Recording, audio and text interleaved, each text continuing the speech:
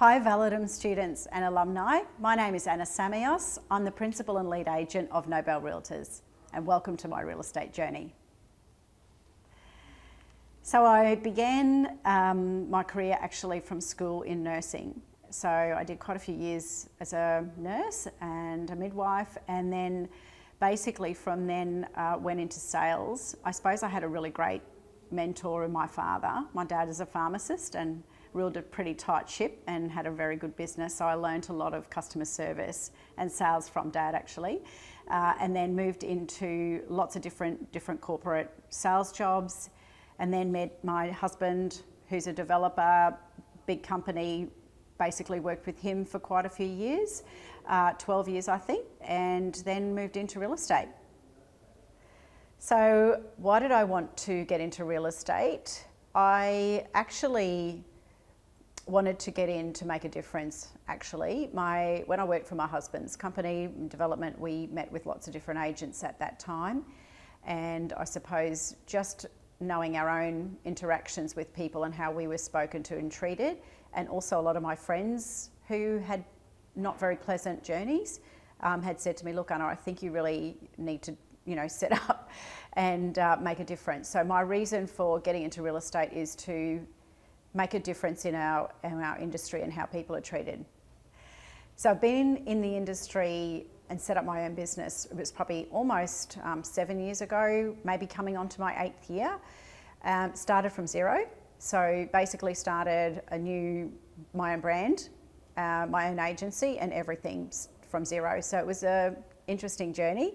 It is not for the faint-hearted, I'll say that, but it's been really rewarding. And I started predominantly with my rent roll. I found that was an easier way to get into the industry and for people to go, who is this lady with this pink branding and a flower, and it looks all very different.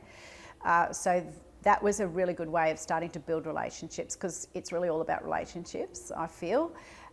This whole business is all about people. So that was a really great way of building. And then from there, naturally my name went out and I'd start to sell here and there, and I laugh because in the first few years I might have sold like 6 a year properties, but now we are starting to gain, obviously over the years, quite big momentum, and I'm really focused on sales now. So very excited to know that I'm probably not going to talk transactions and GCIs, but I feel that we're definitely gaining a lot of traction in the area. And gaining a very good reputation, which I'm very proud of myself and my team for, because it is all about the people around us, so thank you. So my first year was quite funny, if I think about it really. It's quite hilarious. Some of the things I would have said to people, and I just laugh now. It's not easy. Sales, to get started in real estate, is a lot of hard work and a lot of hours and a lot of persistence, because you do get a lot of negativity, especially when people don't know who you are. That was the biggest thing in the first year or two. Who are you? What do you do? What do you know? And a lot of negative comments. But I think, if you take it on board, take it on the chin and go, all right, that's okay, I'm learning, these people don't know who I am, then I think you can have fun with it. But I just laugh, and I think having a good sense of humour is the best way to tackle that first couple of years. My least favourite thing about real estate is probably the hours that it takes at times to get work done. Not sugarcoating it, some days are really long and they start early and they finish really late. So I think the hard thing is for me, given my age, and I actually even have grandkids now, is just that time away from family is probably the least thing I like about it. But there's rewards as well, so you've got balancing that and realise that that's what it takes to do what you want to do. What is my real estate superpower? I think it's my genuine care for people. I really want to help people, and I think if you have that from the drive, from your inner self, I think that is great. And I feel that I'm a really good communicator and listener, and I think that is probably where my forte lies. Properties we specialise in, and why. I feel that it's the area that we're in, because in different areas of Brisbane, properties vary and types of properties. So in the area we are in, which is actually close to the Institute. We have a lot of character homes, we have a lot of post-war homes, and we have a lot of modern homes being architecturally styled or Hampton style particularly. So I think across those boards that is probably more my specialty, given also our attention to detail and me being an extreme fusspot.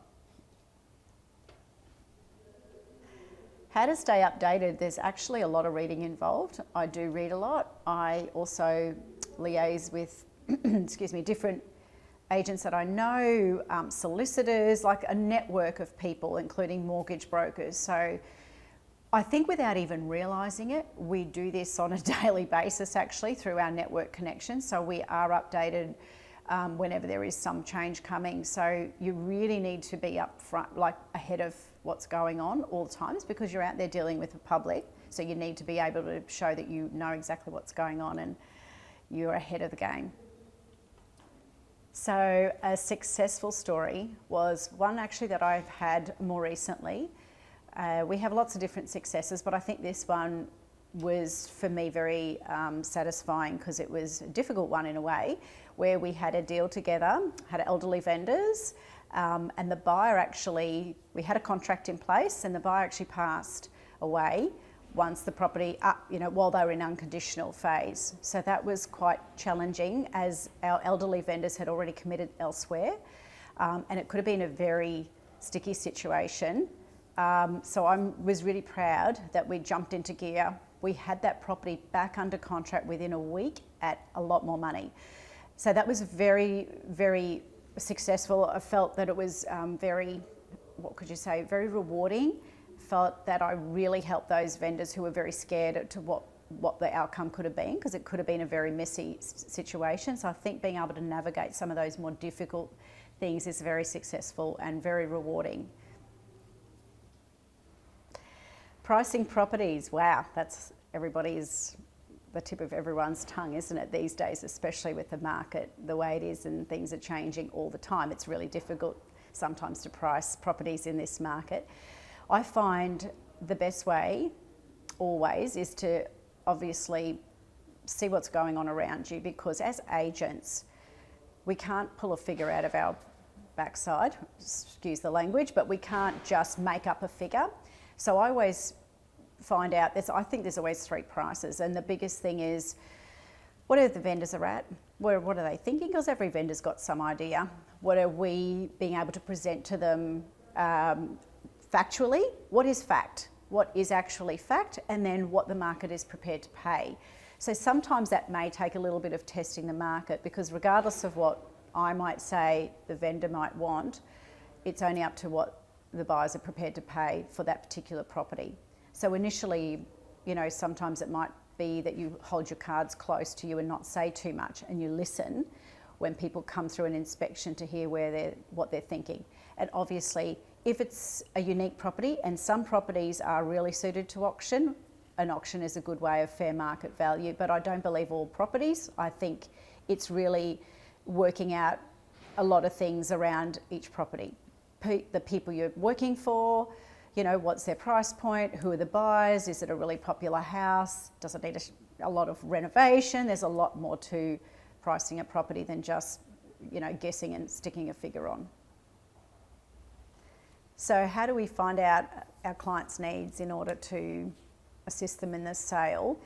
There's a lot of questions that we chat about, and I think there's a lot of time that you need to spend. So I like to spend time with people, and time as an agent always isn't often that something that we have. It's sometimes a rare commodity, but we need to spend time so that we really understand what the person's looking for, where their journey is, what's happening, listening to them. I think in the listening is a lot of where often as agents we don't do enough of.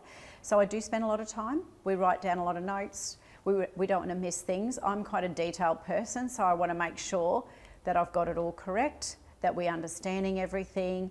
And I think once you have that relationship and that you understand what people are wanting, also understanding about the property, then we work towards building a successful campaign with our vendor. We're doing it together. Negotiation, great one. one of the things that are our forte as agents.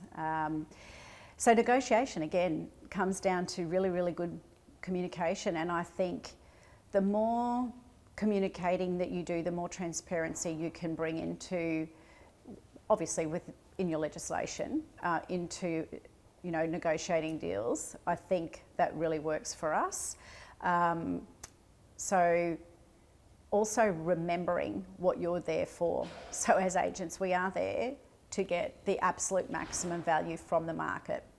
And I think when you are a really good communicator and you can build a rapport with a buyer, and remembering you're still working for your vendor, but you've really got to have that really good rapport with your buyer, I feel that that can help to bring out often the best pricing and the best form of negotiations, because sometimes it's tricky out there. I think what sets us apart is that obviously our pink branding, which is a fun colour. So we're fun, approachable, and not so serious. And I think that's probably what sets us apart from the rest of the crowd, that we are a very approachable agency, and my staff are the same. I am very picky on who I employ for very good reasons, because I think in our industry there's not enough people with their feet on the ground. So I think that we probably stand out in that way. And I do love, maybe it's my Greek background, but I do love people and relationships, and I think, that we probably stand out a little bit. How do we handle conflicts or difficult situations? Well, they occur all the time. That's part of our job, is we're really problem solvers, I feel. So a couple of tips, I think, is there's always a solution. And often you just need to keep calm and have a think, and don't do anything quickly. I think often as agents, bang, bang, bang, bang, we want to get back to people. But sometimes in the quietness and in the just pausing to actually stop and think and slow things down, often that works for me in a lot of difficult situations, because it gives people time to think, and sometimes even you have to sleep on it to find out what would be the best solution. Our process for guiding people through a sale is really, it depends on also the vendor and their experience. So if you've got someone really experienced, some vendors go, and if they trust you and they know you and you've worked for them before, they're like, just get it done, love. And so you'd get it done. But often that's not the case. Often it's a journey that not everyone does often. So, you may have an elderly person, you might have a first person who's never done this before, and selling is quite daunting. But I find that, again, finding out how they need to be communicated and keeping in touch with people, I think, is the biggest thing. People don't like it if you're sitting quiet and no one knows what's going on.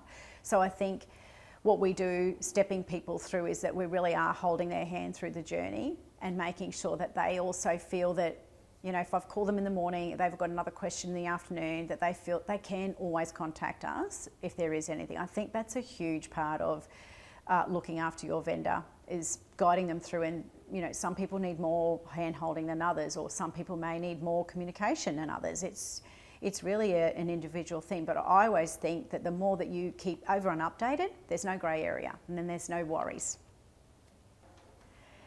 So technology and social media in our industry, and how does that affect what we do? Look, we are in a really changing world with technology, so it's really important to stay ahead of the game.